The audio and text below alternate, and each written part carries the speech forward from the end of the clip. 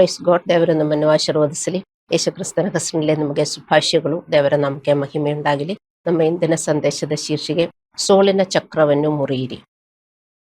ನಾವು ಪ್ರಾರ್ಥಿಸಿರುವ ಉತ್ತರಗಳನ್ನು ಪಡೆಯಲು ದೇವರ ಮುಂದೆ ನಿಲ್ಲಬೇಕಾದ ಸರಿಯಾದ ಸ್ಥಾನದ ಬಗ್ಗೆ ಇಂದು ನಾವು ಕಲಿಯಲಿದ್ದೇವೆ. ಅನೇಕ ವಿಶ್ವಾಸಿಗಳು ಇದನ್ನು ಅರ್ಥ ಮಾಡಿಕೊಳ್ಳುವುದಿಲ್ಲ. ಅವರು ಯೋಚಿಸುತ್ತಾರೆ, ನಾನು ಪ್ರಾರ್ಥಿಸುತ್ತಿದ್ದೇನೆ, ಆದರೆ ಎಲ್ಲವೂ ಸ್ವಯಂಚಾಲಿತವಾಗಿ ಬದಲಾಗಬೇಕು. ಆದರೆ ಅವರು ಪ್ರಾರ್ಥಿಸುತ್ತಿರುವಾಗ ಅವರ ಮನಸ್ಸು ಆತಂಕ ಮತ್ತು ಭಯದಿಂದ ತುಂಬಿರುತ್ತದೆ. ಅವರ ಹೃದಯವು ದೇವರಿಗೆ ವಿಧೇಯತೆಯಿಂದ ಅಸ್ಥಿರವಾಗಿರುತ್ತದೆ ಎಂದು ಅವರಿಗೆ ಅರ್ಥವಾಗುವುದಿಲ್ಲ. ವಾಸ್ತವವಾಗಿ ಅನೇಕರು ಇನ್ನೂ ಹೋರಾಡುತ್ತಿದ್ದಾರೆ. ಭಯ, ಆತಂಕ ಮತ್ತು ಆಂತರಿಕವಾಗಿ ಶಾಂತಿಯ ಕೊರತೆಯೊಂದಿಗೆ ಮಾತ್ರವಲ್ಲದೆ ಅವರು ಬಾಹ್ಯವಾಗಿ ನಿರೀಕ್ಷಿಸುತ್ತಿರುವ ಆಶೀರ್ವಾದಗಳು, ಉತ್ತರಗಳು ಮತ್ತು ವಿಜಯಗಳನ್ನು ನೋಡದೆಯೂ ಸಹ. ಇದು ಒಂದು ಪ್ರಾಮಾಣಿಕ ಮತ್ತು ಮುಖ್ಯವಾದ ಪ್ರಶ್ನೆಯನ್ನು ಹುಟ್ಟುಹಾಕುತ್ತದೆ. ನಾವು ಪ್ರಾಮಾಣಿಕವಾಗಿ ಪ್ರಾರ್ಥಿಸುತ್ತಿದ್ದರೂ ನಾವು ನಿರೀಕ್ಷಿಸಿದ ಫಲಿತಾಂಶಗಳನ್ನು ಏಕೆ ನಾವು ಅನುಭವಿಸುವುದಿಲ್ಲ? ದೇವರು ಆಶೀರ್ವದಿಸಲು ಇಷ್ಟವಿಲ್ಲದಿರುವುದು ಸಮಸ್ಯೆ ಅಲ್ಲ. ನಿಜವಾದ ಸಮಸ್ಯೆ ಎಂದರೆ ನಮ್ಮ ಆಧ್ಯಾತ್ಮಿಕ ಜೀವನದಲ್ಲಿ ಏನೋ ಒಂದು ಅಗತ್ಯ ಕೊರತೆ ಇದೆ. ಎಫೆಸದವರಿಗೆ 6ನೇ ಚಾಪ್ಟರ್ ಅಲ್ಲಿ ದೇವರು ನಮಗೆ ಪ್ರಾರ್ಥಿಸಲು ಮಾತ್ರ ಕಲಿಸುತ್ತಿಲ್ಲ, ಮೊದಲು ದೇವರ ಸಂಪೂರ್ಣ ರಕ್ಷಾ ಕವಚವನ್ನು ಧರಿಸಲು ಆಜ್ಞಾಪಿಸಿದೆನು. ಇಂದು ಪ್ರಾರ್ಥನೆ ಮಾತ್ರ ಸಂಪೂರ್ಣ ಫಲಿತಾಂಶಗಳನ್ನು ಏಕೆ ನೀಡುವುದಿಲ್ಲ? ಮತ್ತು ರಕ್ಷಾ ಕವಚವನ್ನು ಧರಿಸುವುದು ದೇವರ ಆಶೀರ್ವಾದ ಮತ್ತು ವಿಜಯವನ್ನು ಪಡೆಯಲು ಮತ್ತು ನಮ್ಮನ್ನು ಹೇಗೆ ಆಧ್ಯಾತ್ಮಿಕ ಸ್ಥಾನದಲ್ಲಿ ಇರಿಸುತ್ತದೆ ಎಂಬುದನ್ನು ನಾವು ಆಳವಾಗಿ ಅರ್ಥ ಮಾಡಿಕೊಳ್ಳೋಣ. ಕಳೆದ ವಾರ ನಾವು ದೇವರ ರಕ್ಷಾ ಕವಚ ಏನೆಂದು ಕಲಿತಿದ್ದೇವೆ. ಇಂದು ಆ ರಕ್ಷಾ ಕವಚವನ್ನು ಧರಿಸದೆ ಬಲವಾದ ಪ್ರಾರ್ಥನಾ ಜೀವನವೂ ಸಹ ನಾವು ನಿರೀಕ್ಷಿಸುತ್ತಿರುವ ಗೆಲುವು ಮತ್ತು ಆಶೀರ್ವಾದಗಳನ್ನು ಉತ್ಪಾದಿಸದಿರಬಹುದು. ಎಫೆಸದವರಿಗೆ 6:10 ಅಪೊಸ್ತಲ ಪೌಲನು ವಿಶ್ವಾಸಿಗಳಿಗೆ ಪ್ರಾರ್ಥಿಸಲು ಹೇಳುವ ಮೊದಲು ಹೀಗೆ ಹೇಳ್ತಾನೆ.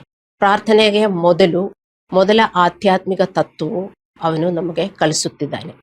ಎಫೆಸದವರಿಗೆ 6:10 ಕರ್ತನಲ್ಲಿಯೂ ಆತನ ಅತ್ಯಧಿಕವಾದ ಶಕ್ತಿಯಲ್ಲಿಯೂ ಬಲಗೊಳ್ಳಿರಿ. ನಮಗೆ ದೇವರ ಶಕ್ತಿ ಯಾವಾಗಲೂ ಬೇಕು. ದೇವರ ಶಕ್ತಿ ಹಾಗೆ ಕಳೆದುಕೊಳ್ಳುತ್ತಲೇ ಇರುತ್ತದೆ ನಮ್ಮಿಂದ. ಇದು ನಮಗೆ ದೈವಿಕ ಕ್ರಮವನ್ನು ತೋರಿಸುತ್ತದೆ. ಎಂದರೆ ಪ್ರಾರ್ಥನೆ ಮಾಡುವ ಮೊದಲು ನಮಗೆ ಶಕ್ತಿ ಇರಬೇಕು. ದೇವರಿಗೆ ಮಾತನಾಡುವ ಮೊದಲು ಸರಿಯಾದ ಆಧ್ಯಾತ್ಮಿಕ ಸ್ಥಾನದಲ್ಲಿ ಇರಬೇಕು. ನಾವು ಶಕ್ತಿಯಿಂದ, ವಿಶ್ವಾಸದಿಂದ ನಾವು ಪ್ರಾರ್ಥಿಸಬೇಕು. ನಾವು ದುರ್ಬಲರಾಗಿರುವಾಗ, ನಿರಾಶೆಗೊಂಡಾಗ, ತೊಂದರೆಗೊಳಗಾದಾಗ ನಮಗೆ ಪ್ರಾರ್ಥನೆ ಮಾಡಲು ಸಹ ಅನಿಸುವುದಿಲ್ಲ. ಆಗ ನಾವು ಹೇಗೆ ಶಕ್ತಿಯಿಂದ ಪ್ರಾರ್ಥನೆ ಮಾಡುವುದು? ಅಂತಹ ಸಮಯದಲ್ಲಿ ನಾವು ಅರ್ಥ ಮಾಡಿಕೊಳ್ಳಬೇಕು, ನಾವು ದೇವರ ಹತ್ರ ಬಂದು, ದೇವರೇ, ನಕಾರಾತ್ಮಕ ಮತ್ತು ಪಾಪಪೂರ್ಣ ಆಲೋಚನೆಗಳನ್ನು ತಿರಸ್ಕರಿಸಲು ನನಗೆ ಸಹಾಯ ಮಾಡು ಎಂಬಂತಹ ಸರಳ ಕೂಗಿನಿಂದ ನಾವು ಪ್ರಾರ್ಥನೆ ಮಾಡಬೇಕು. ದೇವರ ಕ್ಷಮೆಯನ್ನು ಕೇಳಬೇಕು, ಆತನನ್ನು ಹೆಚ್ಚು ನಂಬಬೇಕು. ನಮಗೆ ಒಂದರ ಪೀಸು ಸಿಕ್ಕಿದ ಮೇಲೆ ನಾವು ಪ್ರಾರ್ಥನೆ ಶುರು ಮಾಡಬೇಕು. ಗಾಡಿ ಓಡಿಸುವಾಗಲಾದರೂ ನಾವು 5-6 ಗೇರು ತನಕ ಇದೆ. 6ನೇ ಗೇರಿಂದ ನಾವು ಪ್ರಾರಂಭಿಸುತ್ತೇವಾ? ಅದಕ್ಕೆಲ್ಲ ಒಂದು ಕ್ರಮ ಇದೆ. ಫಸ್ಟ್ ಗಿಯರು, ಸೆಕೆಂಡ್ ಗಿಯರು, ಥರ್ಡ್ ಗಿಯರು ಹಂಗೆ ಹೋಗ್ತದೆ. ಅದೇ ತರ ಪ್ರಾರ್ಥನೆಗೆ ನಾವು ಬಂದಾಗಲೂ ಮೊದಲು ಶಾಂತಿ ನಮಗೆ ಬೇಕು. ಶಾಂತಿ ಇಲ್ಲ, ಅದಕ್ಕೆ ನಾವು ಪ್ರಾರ್ಥನೆಗೆ ಬಂದಿರುವುದು ಅಲ್ಲವೇ?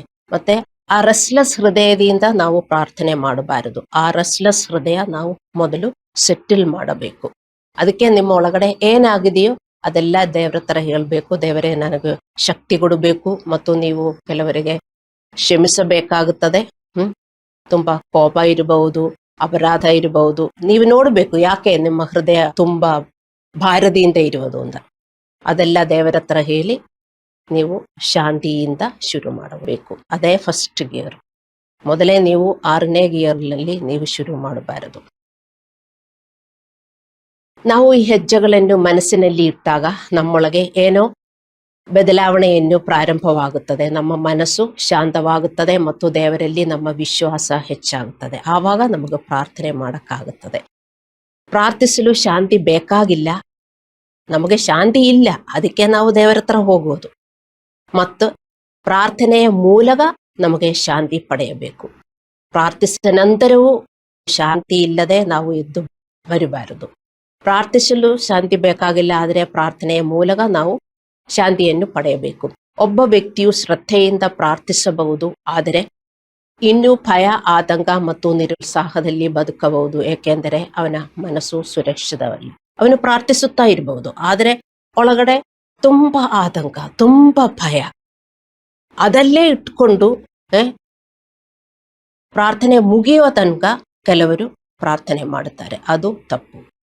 ಮತ್ತೊಬ್ಬರು ಪ್ರಾರ್ಥಿಸಬಹುದು, ಆದರೆ ಕೋಪ, ಹೆಮ್ಮೆ, ಅಪರಾಧ ಅಥವಾ ಪಾಪದಿಂದ ಪ್ರಾರ್ಥಿಸಬಹುದು. ಹೃದಯ ತುಂಬಿದೆ ಅಪರಾಧದಿಂದ, ಅಲ್ಲಾಂದ್ರೆ ಹೆಮ್ಮೆಯಿಂದ, ಅಲ್ಲಾಂದ್ರೆ ಶ್ರಮಸಾದಿರುವಿಕೆಯಿಂದ, ಅಲ್ಲಾಂದ್ರೆ ಕಹಿಯಿಂದ, ಇದೆಲ್ಲ ಹೃದಯದಲ್ಲಿ ತುಂಬಿ ಅವರು ಪ್ರಾರ್ಥಿಸುತ್ತಾರೆ. ಹಾಗೆಯೂ ನಾವು ಪ್ರಾರ್ಥಿಸಬಾರದು. ಬೇರೊಬ್ಬರು ನಿಷ್ಠೆಯಿಂದ ಪ್ರಾರ್ಥಿಸಬಹುದು, ಆದರೆ ಸಂದೇಹ ಮತ್ತು ಅಸ್ಥಿರತೆಯೊಂದಿಗೆ ಹೋರಾಡಬಹುದು. ಏಕೆಂದರೆ ನಂಬಿಕೆಯು ಗುರಾಣಿಯಾಗಿ ಸಕ್ರಿಯವಾಗಿ ಹಿಡಿದಿಲ್ಲ. ಕೆಲವರು ಪ್ರಾರ್ಥಿಸುತ್ತಾರೆ, ಆದರೂ ದೇವರು ಕೊಡ್ತಾರಾ? ಅದಾಗುತ್ತದಾ? ದೇವರು ಹೇಳುವ ಪ್ರಕಾರ ಸಂಭವಿಸುತ್ತದಾ? ಆ ಡೌಟಲ್ಲೇ ಶುರು ಮಾಡುವುದು, ಎಂಡು ಮಾಡುವುದು. ಕೆಲವರು ಕೋಪದಲ್ಲೇ ಶುರು ಮಾಡುವುದು, ಎಂಡು ಮಾಡುವುದು. ಕೆಲವರು ಭಯ, ಆತಂಕ ಇದನ್ನಲ್ಲೇ ಶುರು ಮಾಡುವುದು, ಎಂಡು ಮಾಡುವುದು. ಇದೆಲ್ಲ ತಪ್ಪು. ನೀವು ಅರ್ಥ ಮಾಡಿಕೊಳ್ಳಬೇಕು. ಇದು ನಮಗೆ ಏನು ತೋರಿಸುತ್ತದೆ? ದೇವರು ಪ್ರಾರ್ಥನೆಗಳನ್ನು ನಿರ್ಲಕ್ಷಿಸುತ್ತಾನೆ ಎಂದಲ್ಲ, ಆದರೆ ನಾವು ಉತ್ತರವನ್ನು ಊಹಿಸಿಕೊಳ್ಳಲು ಆಧ್ಯಾತ್ಮಿಕ ಸ್ಥಾನದಲ್ಲಿ ಇಲ್ಲ. ನೀವು ಯಾರ ಹತ್ರ ಆದರೂ ಮಾತನಾಡುವುದಾದರೆ ನಿಮಗೆ ಅವರೊಂದಿಗೆ ಫ್ರೆಂಡ್ಶಿಪ್ ಇರಬಹುದು. ನಾನು ವೈರಿಗಳ ಹತ್ರ ಮಾತಾಡುವ ಬಗ್ಗೆ ಎಲ್ಲ ಹೇಳ್ಬೋದು. ವೈರಿಗಳ ಹತ್ರನೂ ನಾವು ಮಾತಾಡ್ತೇವೆ, ಅದಲ್ಲ. ನಾವು ದೇವರ ಹತ್ರ ಪ್ರಾರ್ಥನೆ ಮಾಡುವುದು ಅಂದರೆ ದೇವರ ಹತ್ರ ಮಾತನಾಡುವುದು. ಪ್ರೀತಿಯಿಂದ ನಾವು ಮಾತನಾಡಬೇಕು. ನಾವು ಇನ್ನೊಬ್ಬರ ಹತ್ರ ಮಾತಾಡುವುದು ಪ್ರೀತಿಯಿಂದ. ನಮಗೆ ಫ್ರೆಂಡ್ಶಿಪ್ ಇದ್ರೆ ಎಷ್ಟು ಪ್ರೀತಿಯಿಂದ ನಾವು ಮಾತನಾಡುತ್ತೇವೆ ಅಲ್ಲವೇ? ಅದೇ ತರ ನಾವು ದೇವರ ಹತ್ರ ಪ್ರೀತಿಯಿಂದ ಪ್ರಾರ್ಥಿಸಬೇಕು. ನಾವು ಕೆಲವೊಮ್ಮೆ ತುಂಬಾ ಗೊಣಗಾಟದಿಂದ, ತುಂಬಾ ದೂರಿನಿಂದ ನಾವು ಪ್ರಾರ್ಥಿಸುತ್ತೇವೆ. ಯಾಕೆ ನನಗೆ ಹಿಂಗೆಲ್ಲ ಆಯ್ತು? ಯಾಕೆ ನನಗೂ ಯಾವಾಗಲೂ ಒಂದು ಒಳ್ಳೆಯದಾಗುವುದಿಲ್ಲ? ಯಾವಾಗಲೂ ಯಾಕೆ ನನಗೂ ಕಷ್ಟ? ಅಲ್ಲಾಂದ್ರೆ ಕೋಪದಿಂದ. ಯಾರ ಹತ್ರ ಕೋಪ? ದೇವರ ಹತ್ರನೇ. ನೀವು ಇನ್ನೊಬ್ಬರ ಹತ್ರ ಮಾತನಾಡುವುದು ಕೋಪದಿಂದನಾ? ಹಂಗೆ ಮಾತನಾಡುವವರು ಇದ್ದಾರೆ. ನಿಮ್ಮ ಫ್ರೆಂಡ್ಸ್ ಹತ್ರ ಯಾವಾಗಲೂ ನೀವು ಕೋಪದಿಂದ ಅಲ್ಲಾಂದ್ರೆ ದೂರಿನಿಂದ ಮಾತನಾಡುತ್ತೀರಾ? ಇಲ್ಲವಲ್ಲ. ಪ್ರೀತಿಯಿಂದ, ಶಾಂತತೆಯಿಂದ ಮಾತನಾಡ್ತೀರಿ. ಅದೇ ತರ ನಾವು ದೇವರ ಹತ್ರ ಮಾತನಾಡಬೇಕು. ಯಾವಾಗಲೂ ನಮ್ಮ ಆಂತರಿಕ ಸ್ಥಿತಿಯು ಪ್ರಾರ್ಥನೆಯಲ್ಲಿ ಮುಖ್ಯವಾಗಿದೆ. ಈ ಸ್ಥಿತಿ ನಮಗೆ ಮುಖ್ಯವಾಗಿದೆ ಎಂದು ನಾವು ಅರ್ಥ ಮಾಡಿಕೊಳ್ಳಬೇಕು. ಆದರೆ ನಾವು ಕೋಪ, ಭಯ, ಆತಂಕ, ಹೆಮ್ಮೆ, ಅಪರಾಧ, ಶ್ರಮಸಾದಿರುವಿಕೆ ಮುಂತಾದವುಗಳಲ್ಲಿ ಇದ್ದಾಗ ನಮಗೆ ದೇವರೊಂದಿಗೆ ಸರಿಯಾದ ಆಧ್ಯಾತ್ಮಿಕ ಸ್ಥಾನದಲ್ಲಿ ನಾವು ಇರುವುದಿಲ್ಲ. ನಮ್ಮ ಶಾಂತತೆ ಇಲ್ಲದ ಹೃದಯವು ನಮ್ಮ ಪ್ರಾರ್ಥನೆಗಳಿಗೆ ಅಡ್ಡಿಯಾಗುತ್ತದೆ. ನೀವು 1 hour ಆ ಹೃದಯದಿಂದ ಪ್ರಾರ್ಥಿಸಿದರೂ ನಮಗೇನು ಉತ್ತರ ಸಿಗುವುದಿಲ್ಲ. ಪ್ರಾರ್ಥಿಸಿದೆ, ಫಾಸ್ಟ್ ಮಾಡಿನೇ ಪ್ರಾರ್ಥಿಸಿದೆ, ಆದರೆ ಹೃದಯ ಫುಲ್ ತುಂಬಿ ತುಂಬಿ ದುಃಖ, ಆತಂಕ, ಕಹಿ ಇದೆಲ್ಲ ತುಂಬಿ ತುಂಬಿ ತುಂಬಿ ಪ್ರಾರ್ಥನೆ ಮುಗಿಸಿದರೆ ಆ ಪ್ರಾರ್ಥನೆ ನಮಗೆ ಉತ್ತರ ಸಿಗುವುದಕ್ಕೆ ಅಡ್ಡಿಯಾಗುತ್ತದೆ. ನಾವು ಅವುಗಳನ್ನು ದೇವರಿಗೆ ಸಮರ್ಪಿಸಲು ಸಿದ್ಧರಾಗಬೇಕು. ಅವನಿಂದ ಕ್ಷಮೆ ಕೇಳಿದ ನಂತರ ಪ್ರಾರ್ಥಿಸಬೇಕು. ಇಲ್ಲದಿದ್ದರೆ ನಮ್ಮ ಪ್ರಾರ್ಥನೆ ಮತ್ತು ನಮ್ಮ ದೈನಂದಿನ ನಡಿಗೆಯ ನಡುವೆ ಸಂಪರ್ಕ ಕಡಿತಗೊಂಡಿದೆ. ಆದರೆ ದೈನಂದಿನ ವಿಧೇಯತೆ ಇಲ್ಲದಿದ್ದರೆ ನಾವು ಕೇಳುವುದನ್ನು ತಡೆಯಾಗಬಹುದು ಅಥವಾ ವಿಳಂಬ ಮಾಡಬಹುದು. ಅದಕ್ಕೆ ನಾವೆಷ್ಟು ಚೆನ್ನಾಗಿ ಪ್ರಾರ್ಥಿಸಿದರೂ, ಉಪವಾಸ ಮಾಡಿ ಪ್ರಾರ್ಥಿಸಿದರೂ ನಮಗೆ ಉತ್ತರ ಸಿಗ್ತಾ ಇಲ್ಲ. ಯಾಕೆಂದು ನೀವು ಅರ್ಥ ಮಾಡಿಕೊಳ್ಳಬೇಕು. ಹಲ್ಲೆಲೂಯ.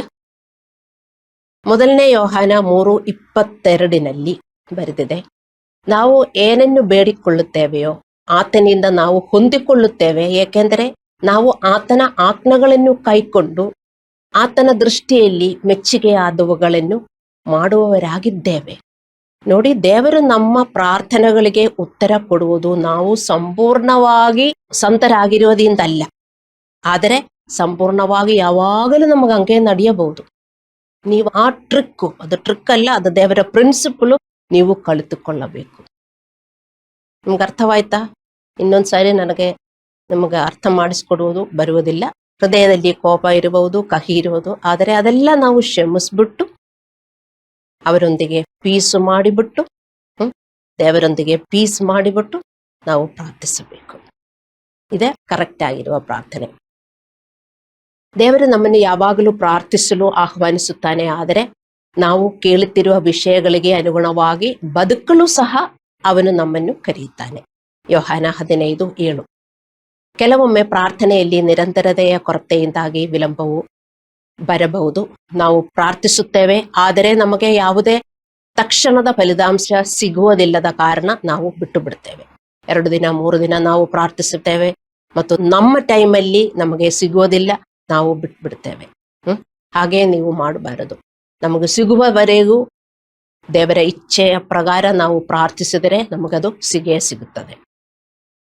ದೇವರು ಆಗಾಗ್ಗೆ ಸ್ಥಿರವಾದ ನಿಷ್ಠಾವಂತ ಪ್ರಾರ್ಥನೆಗೆ ಪ್ರತಿಕ್ರಿಯಿಸುತ್ತಾನೆ. ಲೂಕನ ಸುವಾರ್ತೆ 18:1-8 ನಿರಂತರ ವಿಧವೆಯ ದೃಷ್ಟಾಂತದಲ್ಲಿ ಯೇಸು ನಾವು ಯಾವಾಗಲೂ ಪ್ರಾರ್ಥಿಸಬೇಕು ಮತ್ತು ಬಿಟ್ಟು ಬಿಡಬಾರದು ಎಂದು ಕಲಿಸುತ್ತಾನೆ. ನಾನು ಹೇಳ್ತೀನಲ್ಲ, ದೇವರಿಗೆ ಪ್ರಾರ್ಥನೆಗೆ ಪ್ರಿನ್ಸಿಪಲ್ಸ್ ಇದೆ. ಅದರ ಪ್ರಕಾರ ನಾವು ಪ್ರಾರ್ಥನೆ ಮಾಡಬೇಕು. ಇದು ತೋರಿಸುತ್ತದೆ ಕೆಲವು ಉತ್ತರಗಳು ಪ್ರಾರ್ಥನೆಯಲ್ಲಿ ಮುಂದುವರಿಯುವುದಕ್ಕೆ ಸಂಭವಿಸುತ್ತದೆ. ಅದು ನಾವು ದೇವರ ಇಚ್ಛೆ ಪ್ರಕಾರ ನಾವು ಪ್ರಾರ್ಥಿಸುತ್ತಾ ಇದ್ದರೆ ನಮಗೆ ಖಂಡಿತ ಸಿಗುತ್ತದೆ. ಆದರೆ ನಮ್ಮ ಟೈಮಲ್ಲಿ ಸಿಗುವುದಿಲ್ಲ, ದೇವರ ಟೈಮಲ್ಲಿ ಖಂಡಿತವಾಗಿಯೂ ನಮಗೆ ಸಿಗುತ್ತದೆ. ಒಬ್ಬ ವಿಶ್ವಾಸಿಯು ಪ್ರಜ್ಞಾಪೂರ್ವಕವಾಗಿ ದೈನಂದಿನ ಜೀವನದಲ್ಲಿ ದೇವರ ರಕ್ಷಾ ಕವಚವನ್ನು ಧರಿಸಿದಾಗ ಶಕ್ತಿಯುತವಾದ ಏನಾದರೂ ಸಂಭವಿಸಲು ಪ್ರಾರಂಭಿಸುತ್ತದೆ. ಮೊದಲು ನಾವು ದೇವರ ಮುಂದೆ ಶಕ್ತಿಯುತರಾಗಬೇಕು. ದೇವರ ಶಕ್ತಿಯಲ್ಲಿ ನಾವು ಬಲಗೊಳ್ಳಬೇಕು. ಹಾಗೆಯೇ ನಾವು ಪ್ರಾರ್ಥಿಸುವುದು ಮತ್ತು ಜೀವನ ಮಾಡುವುದು ಕಷ್ಟ ಅಲ್ವಾ? ಆದರೆ ನೀವು ಕಲಿತ್ಕೊಳ್ಳಬೇಕು. ಹೇಗೆ? ದೇವರ ಎಲ್ಲಾ ಆಯುಧಗಳು ನೀವು ಧರಿಸಿದರೆ ಮಾತ್ರ ನೀವು ಶಕ್ತಿಯುತವಾಗಿ ಜೀವನ ಮಾಡಕ್ಕೆ ಆಗುತ್ತದೆ. ಇಲ್ಲದಿದ್ದರೆ ಯಾರಿಗೂ ಒಂದು ದಿನಾನು ಶಕ್ತಿಯುತವಾಗಿ ಜೀವನ ಮಾಡಕ್ಕಾಗಲ್ಲ. ಯಾಕೆಂದ್ರೆ ನಮಗೆಲ್ಲ ಪ್ರಾಬ್ಲಮ್ಸ್ಗಳು, ಹೋರಾಟಗಳು ಬರ್ತದೆ. ಅದರ ನಡುವೆ ನಾವು ಹೇಗೆ ಶಕ್ತಿಯುತವಾಗಿ ಜೀವನ ಮಾಡುವುದು? ಈ ರಕ್ಷಾ ಕವಚ ನಾವು ಧರಿಸಿದರೆ ನಮಗೆ ಶಕ್ತಿಯುತವಾಗಿ ಜೀವನ ಮಾಡಬಹುದು, ಶಕ್ತಿಯುತವಾಗಿ ನಾವು ಪ್ರಾರ್ಥಿಸಬಹುದು, ನಮ್ಮ ಪ್ರಾರ್ಥನೆಗೆ ಉತ್ತರನೂ ಸಿಗುತ್ತದೆ. ಸೊ ನಾವು ದೇವರ ರಕ್ಷಾ ಕವಚವನ್ನು ಧರಿಸಿದರೆ ನಾವು ಬಲಶಾಲಿ ಆಗುತ್ತೇವೆ. ಸಾಂದರ್ಭಿಕವಾಗಿ ಅಲ್ಲ, ಯಾವಾಗಲೂ. ಯಾಕೆಂದ್ರೆ ಯುದ್ಧ ಯಾವಾಗಲೂ ಇರುತ್ತದೆ, ಹೋರಾಟ ಯಾವಾಗಲೂ ಇರುತ್ತದೆ. ಪ್ರತಿದಿನ ಯಾವುದು ಎಲ್ಲಿಂದ ಹೇಗೆ ಬರ್ತದೆ ಅಂತ ನಮಗೆ ಗೊತ್ತಿಲ್ಲ. ಆ ಯುದ್ಧದಲ್ಲಿ ನಾವು ಜಯಿಸಬೇಕು, ಜಯಿಸಿ ನಾವು ನಿಲ್ಲಬೇಕು. ಆಗ ನಮ್ಮ ಮನಸ್ಸು ಸುರಕ್ಷಿತವಾಗಿರುತ್ತದೆ ಮತ್ತು ನಕಾರಾತ್ಮಕತೆಯ ಆಲೋಚನೆಗಳು ನಮ್ಮನ್ನು ನಿಯಂತ್ರಿಸುವುದಿಲ್ಲ. ಅದೆಲ್ಲ ಬರ್ತದೆ, ನಕಾರಾತ್ಮಕ ಆಲೋಚನೆಗಳು ಬರ್ತದೆ, ಹರ್ಟ್ ಫೀಲಿಂಗ್ಸ್ ಬರ್ತದೆ. ಆದರೆ ನಾವು ರಕ್ಷಾ ಕವಚವನ್ನು ಧರಿಸುವುದರಿಂದ ನಮಗೆ ಹೆಂಗೆ ಅದನ್ನ ನಿಭಾಯಿಸಬೇಕು ಅಂತ ನಮಗೆ ಅರ್ಥವಾಗುತ್ತದೆ. ಅದರ ಪ್ರಕಾರ ನಮಗೆ ಜೀವನ ಮಾಡಕ್ಕಾಗುತ್ತದೆ. ನಾವು ಕರ್ತನಲ್ಲಿ ಬಲಶಾಲಿ ಆಗಿರಬೇಕು. ಏಕೆಂದರೆ ನಾವು ನಿರಂತರವಾಗಿ ಆಧ್ಯಾತ್ಮಿಕ ಯುದ್ಧದಲ್ಲಿ ಇದ್ದೇವೆ. ಎಲ್ಲರೂ, ನೀವು, ನಾನು, ಎಲ್ಲರೂ ಆಧ್ಯಾತ್ಮಿಕ ಯುದ್ಧದಲ್ಲಿ. ಅದು ಏನು 1 ಸಾರಿ 2 ಸಾರಿ ಎಲ್ಲ, ನಿರಂತರವಾಗಿ ನಾವು ಆಧ್ಯಾತ್ಮಿಕ ಯುದ್ಧದಲ್ಲಿ ಇದ್ದೇವೆ. ನಾವು ಈ ರಕ್ಷಾ ಕವಚವನ್ನು ಧರಿಸಲಿಲ್ಲದಿದ್ದರೆ ನಮಗೇನು ಒಳ್ಳೆಯದಾಗುವುದಿಲ್ಲ. ಬರೀ ಪ್ರಾರ್ಥನೆಯಿಂದಲ್ಲ ನಮ್ಮ ಹೋರಾಟವನ್ನು ಜಯಿಸುವುದು. ವಿಶ್ವಾಸಿಗಳು ಅನ್ಕೊಳ್ತಾರೆ ಬರೀ ಪ್ರಾರ್ಥನೆಯಿಂದ ಅವರಿಗೆ ಹೋರಾಟಗಳನ್ನು ಜಯಿಸಬಹುದು. ಎಂದಿಗೂ ಅಲ್ಲ. ರಕ್ಷಾ ಕವಚವನ್ನು ಧರಿಸಿ ನಾವು ಪ್ರಾರ್ಥಿಸಬೇಕು. ಅಂದರೆ ನಾವು ಯಾವಾಗಲೂ ಸತ್ಯವೆಂಬ ನಡುಕಟ್ಟು ಹೊಂದಿರಬೇಕು. ಅದು ದೇವರ ಸತ್ಯದ ಆಧಾರದ ಮೇಲೆ ಬದುಕಲು, ಯೋಜಿಸಲು ಮತ್ತು ಪ್ರತಿಕ್ರಿಯಿಸಲು ಒಂದು ಸೋಲ್ಜಿಯರ್ ಆಗಿ ನಡುಕಟ್ಟಿರಬೇಕು, ಬೆಲ್ಟ್ ಇರಬೇಕು. ಅಂದರೆ ದೇವರ ಸತ್ಯದ ಪ್ರಕಾರ ನಾವು ನಡೆಯಬೇಕು, ನಾವು ಯೋಜಿಸಬೇಕು, ವರ್ತಿಸಬೇಕು. ಹಲ್ಲೆಲೂಯಾ. ಮತ್ತು ನೀತಿ ಎಂಬ ಎದೆ ಕವಚ ಹೊಂದಿರಬೇಕು. ಅಂದರೆ ನಮ್ಮ ಕಾರ್ಯಗಳಲ್ಲಿ ಸದಾಚಾರವನ್ನು ಆರಿಸಿಕೊಳ್ಳುವುದು. ದೇವರ ಭಯದಿಂದ ಎಲ್ಲಾ ಪರೀಕ್ಷೆಗಳ ಮೂಲ ಸದಾಚಾರದಲ್ಲಿ ಬೆಳೆಯುವುದು. ಪರೀಕ್ಷೆಗಳು ನಮಗೆ ಬರ್ತದೆ, ಯುದ್ಧಗಳೆಂದರೆ ಪರೀಕ್ಷೆಗಳು ಬರ್ತದೆ, ಹೋರಾಟಗಳು ಬರ್ತದೆ. ಅದೆಲ್ಲ ನಾವು ಏನು ಸದಾಚಾರದಲ್ಲಿ ಬೆಳೆಯುವುದಕ್ಕೆ. ಅದೇ ರಕ್ಷಾ ಕವಚ, ನೀತಿ ಎಂಬ ರಕ್ಷಾ ಕವಚ. ನೀತಿ ಎಂಬ ರಕ್ಷಾ ಕವಚ ನಾವು ಧರಿಸಿದರೆ ನಾನು ಯೇಸುವಿನ ತರ ವರ್ತಿಸಬೇಕು. ನಾನು ಹಂಗೆ ಮಾತಾಡಬಾರದು, ಹಂಗೆ ಯೋಚಿಸಬಾರದು, ಹಂಗೆ ವರ್ತಿಸಬಾರದು. ಆ ಯೋಚನೆ ಯಾವಾಗಲೂ ನಮ್ಮಲ್ಲಿ ಇರಬೇಕು. ಆವಾಗ ಒಂದು ಯುದ್ಧ ಬಂದ್ರೆ ನಮಗೆ ಸೆಲ್ಫ್ ಕಂಟ್ರೋಲ್ ಸಿಗುತ್ತದೆ. ಯಾವಾಗ ನಾವು ಈ ಆಯುಧಗಳೆಲ್ಲ ಧರಿಸುವುದು? ಬೆಳಗ್ಗೆ ಎದ್ದ ತಕ್ಷಣ ಡ್ರೆಸ್ ಇಲ್ಲದೆ ಎಲ್ಲಾದ್ರೂ ಹೋಗ್ತೀವಾ? ಬೆಳಗ್ಗೆ ಎದ್ದು ನೇಕಡಾಗಿ ನೀವು ಹೋಗ್ತಾ ಇದ್ದೀರಾ ಎಲ್ಲ ಕಡೆ, ನೀವು ಡ್ರೆಸ್ ಹಾಕಿನೇ ಹೋಗ್ಬೋದು, ಅದು ಒಳ್ಳೆ ಒಳ್ಳೆ ಡ್ರೆಸ್ಸು. ಅದೇ ತರ ಬೆಳಗ್ಗೆ ಎದ್ದ ತಕ್ಷಣ ಆಯುಧಗಳೆಲ್ಲ ಧರಿಸಬೇಕು. ನೀವು ನೋಡಬೇಕು ಎಲ್ಲ ಇದೆಯಾ, ಒಂದು ಸಾರಿ ನೋಡಬೇಕು. ನೀತಿ ಎಂಬ ಎದೆ ಕವಚ ನಾನು ಧರಿಸಿದೀಯಾ? ಯಾಕೆಂದ್ರೆ ಏನು ಬರ್ತದೆ ಎಂದು ನನಗೂ ಗೊತ್ತಿಲ್ಲ. ನನಗೂ ಸೆಲ್ಫ್ ಕಂಟ್ರೋಲ್ ಇರಬೇಕು. ನನಗೂ ಬೇಕಾದದೆಲ್ಲ ಮಾತನಾಡಬಾರದು, ಬೇಕಾದ ರೀತಿಯಲ್ಲಿ ನಾನು ವರ್ತಿಸಬಾರದು. ಅದೇ ತರ ಒಂದೊಂದು ರಕ್ಷಾ ಕವಚ ನೀವು ನೋಡಬೇಕು. ಸೊ ನೀತಿ ಎಂಬ ರಕ್ಷಾ ಕವಚ ನಾವು ಹೊಂದಿರಬೇಕು ಎಂದರೆ ನಮ್ಮ ಕಾರ್ಯಗಳಲ್ಲಿ ಸದಾಚಾರವನ್ನು ಆರಿಸಿಕೊಳ್ಳುವುದು, ದೇವರ ಭಯದಿಂದ ಎಲ್ಲ ಪರೀಕ್ಷೆಗಳ ಮೂಲಕ ಸದಾಚಾರದಲ್ಲಿ ಬೆಳೆಯುವುದು ಮತ್ತು ಸಮಾಧಾನದ ವಿಷಯವಾದ ಸುವಾರ್ತೆಯನ್ನು ತಿಳಿಸುವುದರಲ್ಲಿ ಸಿದ್ಧವಾದ ಮನಸ್ಸು. ಈ ಮನಸ್ಸು ಯಾವಾಗಲೂ ಈ ಮನಸ್ಸಿರಬೇಕು. ನಮಗೆ ಏನು ಸಂಭವಿಸಿದರೂ ಶಾಂತಿಯಿಂದ ಬದುಕುವುದು ಮತ್ತು ದೇವರ ಸೇವೆ ಮಾಡುವುದು. ನಾವೇನು ಮಾಡ್ತೇವೆ, ನಮಗೇನಾದರೂ ಪ್ರಾಬ್ಲಮ್ ಬಂದರೆ ಮೊದಲು ನಿಲ್ಲಿಸುವುದು ದೇವರ ಸೇವೆ ಮಾಡುವವರಾಗಿದ್ದಾರೆ. ದೇವರ ಸೇವೆ ಮಾಡುವುದಿಲ್ಲ, ನನಗಾಗುವುದಿಲ್ಲ ಇದು ಮಾಡುವುದಕ್ಕೆ, ಅದು ನಾವು ಮಾಡಬಾರದು. ನಾವು ಶಾಂತಿಯಿಂದ ನಾವು ಏನು ಸಂಭವಿಸಿದರೂ ದೇವರ ಹತ್ರ ಹೋಗಿ ಎಲ್ಲ ಸೆಟಲ್ ಮಾಡಿಬಿಟ್ಟು ಶಾಂತಿ ಹೊಂದಿರಬೇಕು ಮತ್ತು ದೇವರ ಸೇವೆ ಮಾಡಬೇಕು. ಇದು ಯಾವಾಗ ಧರಿಸೋದು? ಡೈಲಿ. ಮತ್ತು ನಮ್ಮಲ್ಲಿ ನಂಬಿಕೆಯ ಗುರಾಣಿ, ರಕ್ಷಣೆ ಎಂಬ ಶಿರಸ್ತ್ರಾಣ, ದೇವರ ವಾಕ್ಯವೆಂಬ ಕತ್ತಿ ಎಂತಹ ಇತರ ನಂಬಿಕೆಯ ಆಯುಧಗಳನ್ನು ನಾವು ಹೊಂದಿರಬೇಕು. ಈ ಎಲ್ಲಾ ಆಯುಧಗಳು ನೀವು ನೋಡಬೇಕು. ಎಲ್ಲ ಹಾಕಿದರ ನೀವು? ಕೆಲವರೆಲ್ಲ ಒಂದಿನ ನೆಕ್ಲೆಸ್ ಹಾಕ್ತಾರೆ, ಒಂದಿನ ಲಾಂಗ್ ಚೈನ್ ಹಾಕ್ತಾರೆ, ಒಂದಿನ ಆ ಬ್ರೇಸ್ಲೆಟ್ ಹಾಕ್ತಾರೆ, ಇನ್ನೊಂದು ಉಂಗುರ ಹಾಕ್ತಾರೆ. ಅದೆಲ್ಲ ನೋಡ್ತಾರೆ ಮ್ಯಾಚಿಂಗ್ ಇದೆಯಾ, ಇದೆಲ್ಲ ಹಾಕೊಂಡು ಹೋಗ್ತಾರಲ್ಲ. ಜೆಂಟ್ಸ್ ಆದರೂ ಕಮ್ಮಿ ಇದಾರ, ಅವರು ಎಲ್ಲ ಮ್ಯಾಚಿಂಗ್ ಹಾಕೋದು, ಬರೀ ಲೇಡೀಸ್ ಅಲ್ಲವೇ? ಅದೇ ತರ ಎಲ್ಲ ಸರಿಯಾಗಿದೆಯಾ ಅಂತ ನೋಡಿಬಿಟ್ಟೆ ನಾವು ಜೀವನ ಶುರು ಮಾಡಬೇಕಾಗಿರು. ಇಲ್ಲದಿದ್ದರೆ ಒಂದಿನಾನು ಶಕ್ತಿ ಸಿಗುವುದಿಲ್ಲ ಈ ಲೋಕದಲ್ಲಿ ಜೀವನ ಮಾಡುವುದಕ್ಕೆ. ಹಲ್ಲೆಲೂಯಾ. ಆಗ ಮಾತ್ರ ನಮ್ಮ ಮನಸ್ಸು ಪ್ರತಿಯೊಂದು ಯುದ್ಧದಲ್ಲಿ ನಾವು ಎದುರಿಸುವ ದಾಳಿಗಳಿಂದ ರಕ್ಷಿಸಲ್ಪಡ್ತೇವೆ. ನಮ್ಮ ಮನಸ್ಸುಗಳು ದೇವರ ರಕ್ಷಾ ಕವಚದಿಂದ ರಕ್ಷಿಸಿದಾಗ ನಾವು ಆತನ ಮುಂದೆ ಸರಿಯಾದ ಆತ್ಮದ ಸ್ಥಾನದಲ್ಲಿ ನಿಲ್ಲುತ್ತೇವೆ ಮತ್ತು ನಮ್ಮ ಪ್ರಾರ್ಥನೆಗಳು ಪರಿಣಾಮಕಾರಿಯಾಗುತ್ತದೆ. ಹಾಗೆಯೇ ನಾವು ಧರಿಸಿ ನಾವು ಜೀವನ ಮಾಡಿದರೆ ನಮ್ಮ ಪ್ರಾರ್ಥನೆಗೆ ಉತ್ತರ ಸಿಗುತ್ತದೆ. ತಕ್ಷಣ ಸಿಗುವುದು ಅಂತ ಅಲ್ಲ, ದೇವರು ನಮಗೆ ಉತ್ತರ ಕೊಡ್ತಾರೆ. ಒಂದಿನ ನೀವೆಷ್ಟೊಂದು ಪ್ರಾರ್ಥನೆ ಮಾಡ್ತೀರಿ, ಗ್ರೂಪ್ ಪ್ರೇಯರ್ ಮಾಡ್ತೀರಿ, ಈ ಆಯುಧಗಳೆಲ್ಲ ಇಲ್ಲದೆ ನೀವು ಮಾಡ್ತೀರಾ ಗ್ರೂಪ್ ಪ್ರೇಯರು, ಅದೆಲ್ಲ ಅಡ್ಡಿಯಾಗುತ್ತದೆ. ಎಷ್ಟು ಸಾರಿ ನೀವು ಪ್ರಾರ್ಥನೆ ಮಾಡಿದ್ರು. ಈಗ ನಾವು ಬಹಳ ಮುಖ್ಯವಾದ ಒಂದು ಅರಿವಿಗೆ ಬಂದಿದ್ದೇವೆ. ನಮ್ಮಲ್ಲಿ ಹಲವರು ಪ್ರಾರ್ಥಿಸುತ್ತಿದ್ದೇವೆ, ಆದರೆ ನಾವು ಪ್ರಾರ್ಥಿಸುವಾಗ ನಿಜವಾಗಿಯೂ ದೇವರೊಂದಿಗೆ ಆಧ್ಯಾತ್ಮಿಕ ಸ್ಥಾನದಲ್ಲಿ ನಿಲ್ಲುತ್ತಿಲ್ಲ. ಇದಕ್ಕೆ ಯಾರಿಗಾದರೂ ಡೌಟ್ ಇದೆಯಾ? ದೇವರ ಹತ್ರ ಪ್ರಾರ್ಥಿಸುವುದಕ್ಕೆ ಈ ಸ್ಥಾನ ಬೇಡ ಅಂತ ನಿಮಗೆ ನಂಬಿಕೆ ಇದೆಯಾ? ಆ ನಂಬಿಕೆ ತಪ್ಪು. ದೇವರ ಹತ್ರ ಪ್ರಾರ್ಥಿಸುವುದಕ್ಕೆ ಒಂದು ಆಧ್ಯಾತ್ಮಿಕ ಸ್ಥಾನ ಇರಬೇಕು. ಆ ಪೊಸಿಷನ್ ಅಲ್ಲಿ ಇದ್ದು ಬಿಟ್ಟು ನಾವು ಪ್ರಾರ್ಥಿಸಬೇಕು. ಆ ಪೊಸಿಷನ್ ಏನು? ಪೀಸ್. ಪೀಸ್. ಏನೇ ಸಂಭವಿಸಿದರು peace with people and peace with God. ಅದು ಸೆಟಲ್ ಮಾಡಿ ಮಾತ್ರ ಯಾವಾಗ ನೀವು ಪ್ರಾರ್ಥಿಸಿದ್ರು. ಅದು ಸೆಟಲ್ ಮಾಡಕ್ಕೆ ಏನು 2 ಗಂಟೆ ಬೇಕಾ? ಏನು ಬೇಕಾಗಿಲ್ಲ, ನಿಮಿಷಗಳು ಸಾಕು. ಹಲ್ಲೆಲೂಯಾ.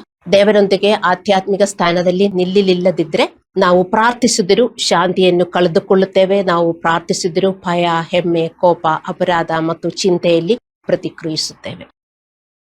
ಏನು? ಸೆಲ್ಫ್ ಕಂಟ್ರೋಲ್ ಇಲ್ಲದೆ ನಾವು ಪ್ರತಿಕ್ರಿಯಿಸುತ್ತೇವೆ. ಆದರೆ ಎಫೆಸದವರಿಗೆ 6:10 ದೇವರು ಮೊದಲು ನಮ್ಮನ್ನು ಕರ್ತನಲ್ಲಿಯೂ ಆತನ ಶಕ್ತಿಯಲ್ಲಿಯೂ ಬಲವಾಗಿರಿ ಎಂದು ಕರೆಯುತ್ತಿದ್ದಾನೆ. ಇದು ಯಾರಿಗೆ ಕೊಟ್ಟಿರುವ ವಾಕ್ಯ? ಕರ್ತನಲ್ಲಿಯೂ ಅವನ ಶಕ್ತಿಯಲ್ಲಿಯೂ ಬಲವಾಗಿರಿ. ಯಾವಾಗ? ಯಾವಾಗಲೂ. ದೇವರ ವಚನದಲ್ಲಿ ನಾವು ನಡೆದರೆ ಮಾತ್ರ, ವಿಶ್ವಾಸದಲ್ಲಿ ನಾವು ನಡೆದರೆ ಮಾತ್ರ, ಶಾಂತಿಯಲ್ಲಿ ನಾವು ನಡೆದರೆ ಮಾತ್ರ ನಾವು ಶಕ್ತಿಯುತವಾಗಿ ನಾವು ಜೀವನ ಮಾಡಕ್ಕಾಗುತ್ತದೆ. ಇದು ನಮ್ಮ ಶ್ರಮ.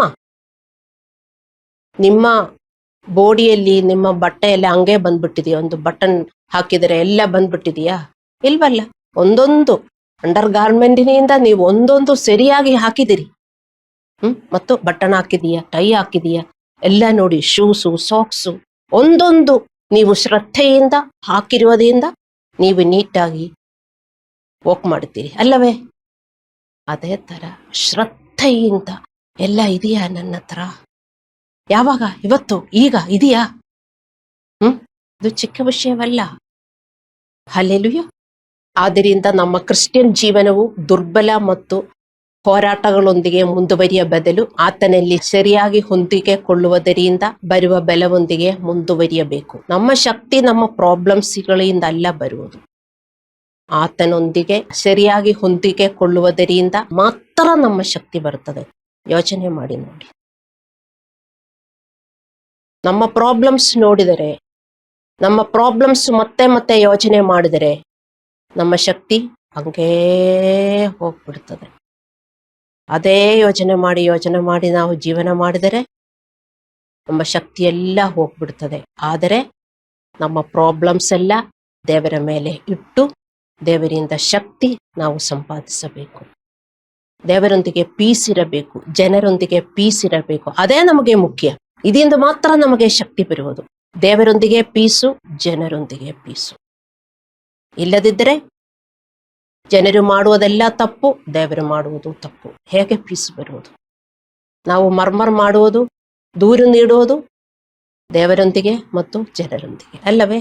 ನೀವು ಯೋಚನೆ ಮಾಡಿ ನೋಡಿ.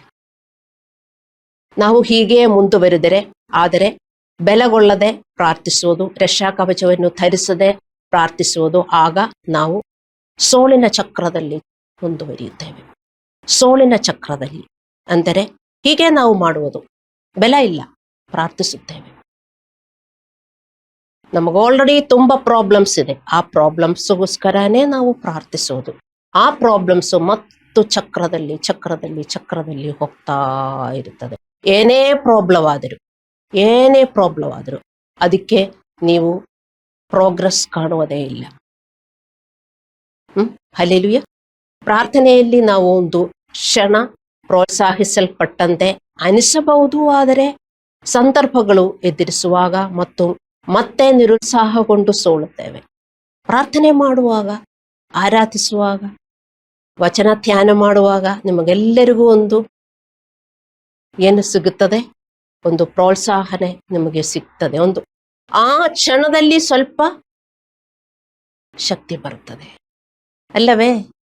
ಆಮೇಲೆ ಟುಸೋಂದು ಹೋಗ್ಬಿಡ್ತದೆ. ಯಾಕೆ? ಇವತ್ತು ಅರ್ಥ ಮಾಡಿಕೊಳ್ಳಿ, ನೀವು ಈ ರಕ್ಷಾ ಕವಚ ಧರಿಸುತ್ತಾ ಇಲ್ಲ.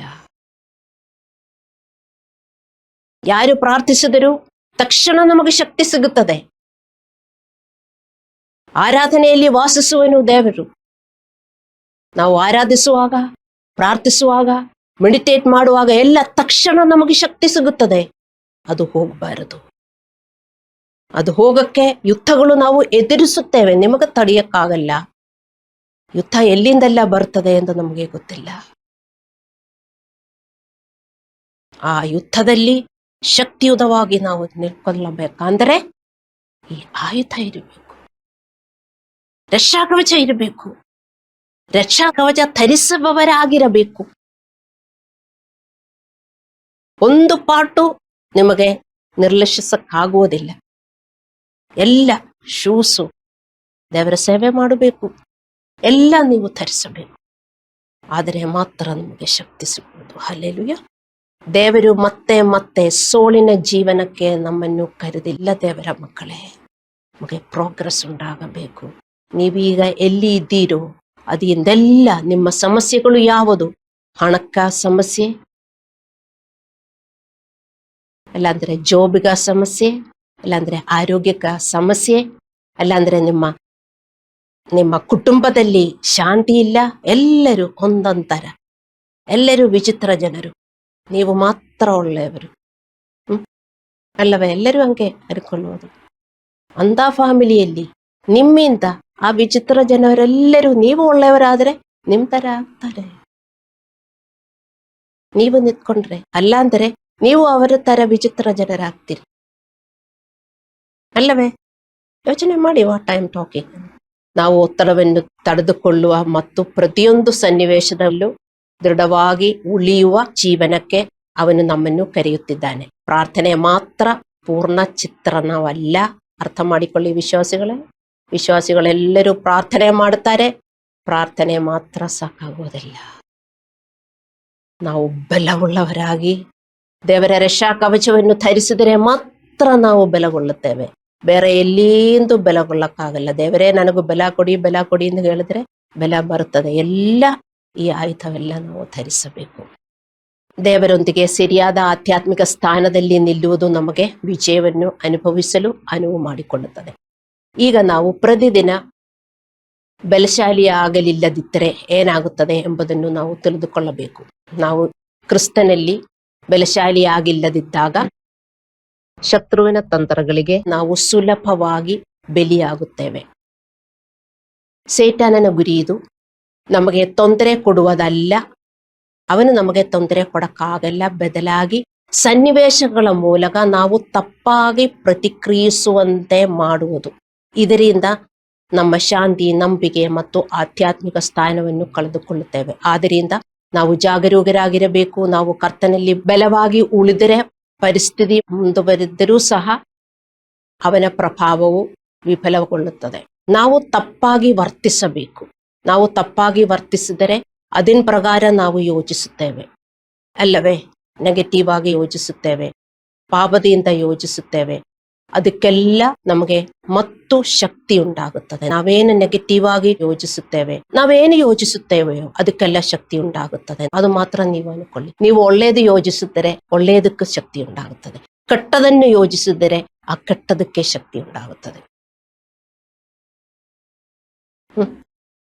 ನಾನು ದೇವರ ಸೇವೆ ಮಾಡಬೇಕು, ದೇವರ ತರ ಆಗಬೇಕು, ನಾನು ಬದಲಾಗಬೇಕು, ನಾನು ಇದೇ ತರ ಜೀವನ ಮಾಡಬೇಕು. ನೀವು ಅದೇ ಮಾತನಾಡಿ, ಯೋಜಿಸಿ, ಅದಕ್ಕೆ ಶಕ್ತಿ ಉಂಟಾಗುತ್ತದೆ. ನಮಗೆ ವರ್ತಿಸಕ್ಕಾಗತ್ತೆ. ಆದರೆ ನಾನು ಎದಕ್ಕೂ ಚೆನ್ನಾಗಿಲ್ಲ, ನನಗೆ ಏನು ಮಾಡಕ್ಕಾಗಲ್ಲ, ನಾನು ದುರ್ಬಲನು, ನನಗೆ ದೇವರು ಹೇಳಿರೋದು ಏನು ಮಾಡಕ್ಕಾಗಲ್ಲ, ನಿಮಗೆಲ್ಲ ಮಾಡಕ್ಕಾಗತ್ತೆ, ಈ ನಕಾರಾತ್ಮಕಕ್ಕೆ ಮಾತ್ರ ನೀವು ಯೋಚನೆ ಮಾಡಿ ಮಾಡಿ ಮಾಡಿ ಮಾಡಿ ಮಾಡಿದರೆ ಅದು ಮಾತ್ರ ಬಲಗೊಳ್ಳುತ್ತದೆ. ಅದಕ್ಕೆ ಶಕ್ತಿ ಇದೆ ಎಂದು ನೀವು ಅರ್ಥ ಮಾಡಿಕೊಳ್ಳಬೇಕು. ಹಲ್ಲೆಲೂಯಾ. ದೇವರು ಎಫೆಸದವರಿಗೆ 6:11 ದೇವರ ಸಂಪೂರ್ಣ ರಕ್ಷಾ ಕವಚವನ್ನು ಧರಿಸಿಕೊಳ್ಳಿ ಎಂದು ಹೇಳುವಾಗ ದೇವರು ಏಕೆ ತುಂಬಾ ಗಂಭೀರವಾಗ್ತಾನೆ ಎಂಬುದು ನೀವು ಅರ್ಥ ಮಾಡಿಕೊಳ್ಳಬೇಕು. ದೇವರು ಹೇಳಲಿಲ್ಲ ನೀವು ಬಯಸಿದರೆ ರಕ್ಷಾ ಕವಚವನ್ನು ಧರಿಸಿಕೊಳ್ಳಿ, ಅಲ್ಲಾಂದ್ರೆ ನೀವು ಆರಿಸಿಕೊಳ್ಳಿ ಎಂದಲ್ಲ. ರಕ್ಷಾ ಕವಚವನ್ನು ಧರಿಸಿ, ಇಲ್ಲದಿದ್ದರೆ ನಿಮಗೆ ಜೀವನ ಇಲ್ಲ ಅಷ್ಟೇ. ಬೇರೆ ಏನೂ ಇಲ್ಲ. ಇದು ಒಂದು ಸಲಹೆಯಲ್ಲ, ಇದು ಅವಶ್ಯಕತೆಯಾಗಿದೆ. ಏಕೆಂದ್ರೆ ನಾವು ಇದನ್ನು ಅರ್ಥಿಕೊಳ್ಳಲಿ ಅಥವಾ ಅರ್ಥಿಕೊಳ್ಳದಿರಲಿ, ಪ್ರತಿದಿನ ನಾವು ಹೊರಗಿನಿಂದ ನಮ್ಮ ಮೇಲೆ ಪ್ರಭಾವ ಬೀರಲು ಪ್ರಯತ್ನಿಸುವ ಸಂದರ್ಭಗಳು ಎದುರಿಸುತ್ತೇವೆ. ಸಮಸ್ಯೆಗಳು ಬರ್ತವೆ, ಜನರು ನಮ್ಮನ್ನು ನೋಯಿಸುತ್ತಾರೆ. ಆದರೆ ಇದೆಲ್ಲದರ ಹಿಂದೆ ಆಳವಾದ ಯುದ್ಧವಿದೆ ಮತ್ತು ನಾವು ಪ್ರಾರ್ಥಿಸುತ್ತಲೇ ಇರುತ್ತೇವೆ, ಆದರೆ ನಾವು ಹೋರಾಡುತ್ತಲೇ ಇರುತ್ತೇವೆ. ಕೆಟ್ಟದೆಲ್ಲ ನಮಗೆ ಸಂಭವಿಸುತ್ತದೆ. ಒಂದು ದಿನದಲ್ಲಿ ಜನರು ನೋಯಿಸುತ್ತಾರೆ. ಬರೀ ಪ್ರಾರ್ಥಿಸುವುದಲ್ಲ, ರಕ್ಷಾ ಕವಚವನ್ನು ನೀವು ತಗೊಂಡು ನಿಮ್ಮ ಮನಸ್ಸನ್ನು ಕಾಪಾಡಬೇಕು. ಆದರೆ ಮಾತ್ರ ವಿಶ್ರಾಂತಿ ನಮಗೆ ಸಿಗುವುದು. ಬರೀ ಪ್ರಾರ್ಥಿಸುವುದರಲ್ಲಿ ಅಲ್ಲ. ನೀವು ಬರೀ ಪ್ರಾರ್ಥಿಸಿದರೆ ನಿಮ್ಮ ಹೋರಾಟ ಇನ್ನೂ ಮುಂದುವರಿಯುತ್ತದೆ. ಹಲ್ಲೆಲೂಯಾ. ಆದ್ದರಿಂದ ನಾವು ಇದನ್ನು ಸ್ಪಷ್ಟವಾಗಿ ಅರ್ಥ ಮಾಡಿಕೊಳ್ಳಬೇಕು. ನಾವು ತಪ್ಪು ಆಲೋಚನೆಗಳು, ತಪ್ಪು ಪ್ರತಿಕ್ರಿಯೆಗಳು ಮತ್ತು ತಪ್ಪು ವರ್ತನೆಗಳು ಮುಂದುವರಿಯಲು ಬಿಟ್ಟಾಗ ಅದು ನಮ್ಮ ಆಧ್ಯಾತ್ಮಿಕತೆಯ ಮೇಲೆ ಮಾತ್ರ ಪರಿಣಾಮ ಬೀರುವುದಿಲ್ಲ ಮತ್ತು ನಮ್ಮ ಪ್ರಾರ್ಥನೆಗಳು, ನಮ್ಮ ನಿರ್ಧಾರಣಗಳು ಮತ್ತು ಸಂಬಂಧಗಳು ಮತ್ತು ನಮ್ಮ ಜೀವನದ ಆಶೀರ್ವಾದಗಳ ಮೇಲೂ ಪರಿಣಾಮ ಬೀರಲು ಪ್ರಾರಂಭಿಸುತ್ತದೆ. ಹೊರಗಡೆಯಿಂದ ಪ್ರಾಬ್ಲಮ್ ಬಂದರೆ ನೀವು ಒಳಗಡೆ ಪ್ರಾಬ್ಲಮ್ ಮಾಡಬಾರದು. ನಮಗೊಳಗಡೆ ಪ್ರಾಬ್ಲಮ್ ಬರುತ್ತದೆ, ಹಾಗೆ ನಾವು ಈ ಲೋಕದಲ್ಲಿ ಹುಟ್ಟಿರುವುದು. ಆದರೆ ದೇವರ ಪ್ರಕಾರ ನಾವು ಒಳಗಡೆ ಸಿದ್ಧಪಡಿಸುವುದಕ್ಕೆ ನಾವು ತಯಾರಾಗಿರಬೇಕು. ನಾವು ಅಭ್ಯಾಸ ಮಾಡಬೇಕು. ತಯಾರಾಗಿರುವುದು ಮಾತ್ರ ಅಲ್ಲ, ನಾವು ಡೈಲಿ ಅಭ್ಯಾಸ ಮಾಡಬೇಕು. ಆದರೆ ಹೊರಗೆಯಿಂದ ಬರುವ ಯುದ್ಧಗಳನ್ನು ನಮಗೆ ಜಯಿಸಬಹುದು. ಇಲ್ಲದಿದ್ದರೆ ನಮಗೆ ತುಂಬಾ ಕಷ್ಟವಾಗುತ್ತದೆ. ಗಲಾತ್ಯದವರಿಗೆ 6:7 ಬರೆದ ಪ್ರಕಾರ ಮನುಷ್ಯನು ಏನು ಬಿತ್ತುತ್ತಾನೋ ಅದನ್ನೇ ಕೊಯ್ಯಬೇಕು ಎಂದು ಹೇಳುವುದಂತೆ ನಾವು ಹೋರಾಟದ ಚಕ್ರಗಳಿಗೆ ಪ್ರವೇಶಿಸುತ್ತೇವೆ. ಒಂದು ಪ್ರಾಬ್ಲಮ್ ಬಂದಿದೆ, ಮತ್ತು ಹಳೆಯ ತರ ನಾವು ಯೋಚನೆ ಮಾಡುತ್ತೇವೆ, ಹಳೆಯ ತರ ನಾವು ಯೋಚಿಸುತ್ತೇವೆ. ಬಿತ್ತುವುದೆಲ್ಲ ಅದೇ. ಕೆಟ್ಟದ್ದು ಬಿತ್ತುವುದಕ್ಕೆ ನಾವು ನಿಲ್ಲಿಸಬೇಕು. ಆ ಕೆಟ್ಟ ಯೋಜನೆಗಳು, ನಕಾರಾತ್ಮಕ ಯೋಚನೆಗಳು, ಹರ್ಟ್ ಫೀಲಿಂಗ್ಸು ಎಲ್ಲ ಬರ್ತದೆ. ಮತ್ತು ಅದೇ ನೀವು ಬಿತ್ತುತ್ತಾ ಇದ್ದರೆ ಆ ಚಕ್ರದಲ್ಲೇ ನೀವು ಮುಂದುವರಿಯುತ್ತೀರಿ ಎಂದು ಅರ್ಥ ಮಾಡಿಕೊಳ್ಳಬೇಕು. ನಿಮಗೆ ಅರ್ಥವಾಗ್ತಾ ಇದೆಯಾ ಈ ಮೆಸೇಜ್ಗಳೆಲ್ಲ? ಮತ್ತು ನೀವು ಮನೆಯಲ್ಲಿ ಹೋಗಿ ಕೇಳಿಸ್ಕೊಳ್ಳಬೇಕು. ನೀವು ಮರೆತು ಹೋಗುತ್ತೀರಿ. ಇದೆಲ್ಲ ಡೈಲಿ ನಾವು ಜೀವನ ಮಾಡುವುದಕ್ಕೆ ಬೇಕಾಗಿರುವ ಮೆಸೇಜ್ಗಳು ಅಲ್ಲ. ಒಂದು ಸಾರಿ ನೀವು ಕೇಳಿಕೊಂಡು ಹೋಗಿ, ಟೈಮೇ ಇಲ್ಲ ಇದೆಲ್ಲ ಕೇಳಿಸ್ಕೊಳ್ಳುವುದಕ್ಕೆ ಎಂದು ನೀವು ಹೇಳಿದರೆ ನಿಮಗೆ ಯುದ್ಧ ಹೇಗೆ ಗೆಲ್ಲುವುದು ಅಂತ ನಿಮಗೆ ಅರ್ಥವಾಗುವುದಿಲ್ಲ. ನಿಮ್ಮ ಯುದ್ಧದಲ್ಲಿ ನೀವು ಸೋಲುತ್ತೀರಿ. ಏನಾಗುತ್ತದೆ ಯುದ್ಧದಲ್ಲಿ ಸೋತು ಹೋಗಿದರೆ? ನಿಮ್ಮ ಪ್ರಾಬ್ಲಮ್ಸ್ ಮತ್ತು ಜಾಸ್ತಿ ಆಗುತ್ತದೆ. ಇದೇ ಆಧ್ಯಾತ್ಮಿಕ ಪ್ರಮಾಣ. ಹಲ್ಲೆಲೂಯ. ನಾವು ಭಯ, ಕೋಪ, ಅಪರಾಧ, ಹೆಮ್ಮೆ ಮತ್ತು ಸಂದೇಹದಿಂದ ಪ್ರತಿಕ್ರಿಯಿಸುತ್ತಿದ್ದರೆ ನಾವು ಮತ್ತೆ ಮತ್ತೆ ಅದೇ ಹೋರಾಟಗಳನ್ನು ಅನುಭವಿಸುತ್ತಲೇ ಇರ್ತೇವೆ. ಅರ್ಥ ಮಾಡಿಕೊಳ್ಳಿ ದೇವರ ಮಕ್ಕಳೇ. ಬಿತ್ತುವುದು ಏನು? ಹಳೇದು ಹಳೇದು ಹಳೇದು ಮಾತ್ರ ಬಿತ್ತಿ ಬಿತ್ತಿ ನೀವು ಜೀವನ ಮಾಡಬಾರದು. ಹೊಸದು ಬಿತ್ತಿರಿ. ಏನು? ಸೆಲ್ಫ್ ಕಂಟ್ರೋಲ್ ಮಾಡಿ ದೇವರಿಗೆ ಹೇಳುವ ಪ್ರಕಾರ ಯೋಚಿಸುವುದು, ವರ್ತಿಸುವುದು. ಕೆಲವರನ್ನು ಪ್ರೀತಿ ಮಾಡಕ್ ಆಗಲಿಲ್ಲದಿದ್ರೂ ಪ್ರೀತಿ ಮಾಡುವುದು. ಯಾಕೆಂದ್ರೆ ದೇವರು ಹೇಳಿದರು. ಅರ್ಥವಾಗ್ತಾ ಇದೆಯಾ? ನಾವು ಬಿತ್ತುವುದೇ ನಾವು ಕೊಯ್ಯಬೇಕು. ಒಂದೊಂದು ಹೋರಾಟ ಬಂದ್ರು ನಾವು ಅದೇ ಹಳೆಯ ಬೀಜಗಳೇ ನಾವು ಬಿತ್ತುತ್ತಾ ಇದ್ರೆ ನಮ್ಮ ಪ್ರಾಬ್ಲಮ್ಸ್ ಎಂದಿಗೂ ಒಳ್ಳೇದಾಗುವುದಿಲ್ಲ. ಅದನ್ನಲ್ಲೇ ಪ್ರಾಬ್ಲಮ್ಸ್ನಲ್ಲೇ ನೀವು ಸುತ್ತುತ್ತಾ ಇರಬೇಕು ಅಂತ ಅರ್ಥ ಮಾಡಿಕೊಳ್ಳಬೇಕು. ಹಲ್ಲೆಲೂಯ. ನಾವು ದೇವರೊಂದಿಗೆ ನಮ್ಮ ಆಧ್ಯಾತ್ಮಿಕ ಸ್ಥಾನವನ್ನು ಮತ್ತು ಕಳೆದುಕೊಳ್ಳುತ್ತೇವೆ. ಅದೇ ಬಿದ್ದಿದರೆ ಏನಾಗುತ್ತದೆ? ದೇವರೊಂದಿಗೆ ಪೀಸ್ ಇಲ್ವಲ್ಲ, ಹೃದಯದಲ್ಲಿ ಪೀಸ್ ಇಲ್ಲ. ಆದರೆ ನೀವು ಪ್ರಾರ್ಥಿಸುತ್ತೀರಿ, ಪ್ರಾರ್ಥಿಸುವಾಗ ಸ್ವಲ್ಪ ಪೀಸು ಸಿಗ್ತದೆ, ಆಮೇಲೆ ಎಲ್ಲ ಕಳೆದು ಹೋಗುತ್ತದೆ.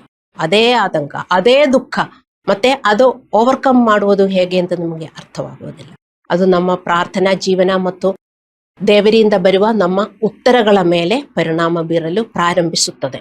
ನಮಗೆ ಒಳಗೆ ಯುದ್ಧದಲ್ಲಿ ಸೋತಾಗ ನಾವು ಹೊರಗು ಸೋಳಲು ಪ್ರಾರಂಭಿಸುತ್ತೇವೆ. ಅರ್ಥವಾಯ್ತಾ?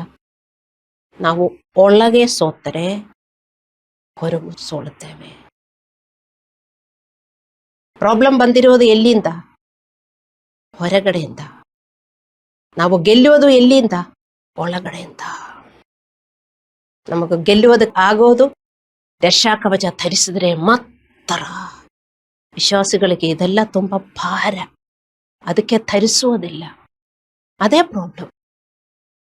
ಇದು ಧರಿಸುವುದಕ್ಕೆ ನಮಗೆ ತುಂಬಾ ಭಾರ ಅಂತ ನೀವು ಅನಿಸಿದರೆ ನಿಮ್ಮ ಪ್ರಾಬ್ಲಮ್ ಇಂದ ಬರೀ ಭಾರ ಭಾರ ಭಾರ ಬಂದು ನಿಮಗೆ ಜೀವನ ಮಾಡಕ್ಕಾಗಲ್ಲ. ದೇವರ ಮಕ್ಕಳೇ, ಅರ್ಥ ಮಾಡಿಕೊಳ್ಳಿ. ಹಲ್ಲೆಲೂಯ. ಸೊ ನಾವು ಒಳಗೆ ಯುದ್ಧದಲ್ಲಿ ಸೋತಾಗ ನಾವು ಹೊರಗು ಸೋಳಲು ಪ್ರಾರಂಭಿಸುತ್ತೇವೆ. ಆದರೆ ನಾವು ಒಳಗೆ ಬಲವಾಗಿ ನಿಂತಾಗ ದೇವರು ನಮಗಾಗಿ ಸಿದ್ಧಪಡಿಸಿರುವ ಎಲ್ಲವನ್ನು ನಮಗೆ ರಕ್ಷಿಸುತ್ತೇವೆ. ದೇವರು ನಮಗೆ ಪ್ರಾಮಿಸ್ ಮಾಡಿರುವ ಎಲ್ಲವನ್ನು ನಮಗೆ ಸಿಗುತ್ತದೆ. ನಾವು ಕಣ್ಣುಗಳನ್ನು ಮುಚ್ಚಿ ಪ್ರಾರ್ಥನೆ ಮಾಡೋಣ.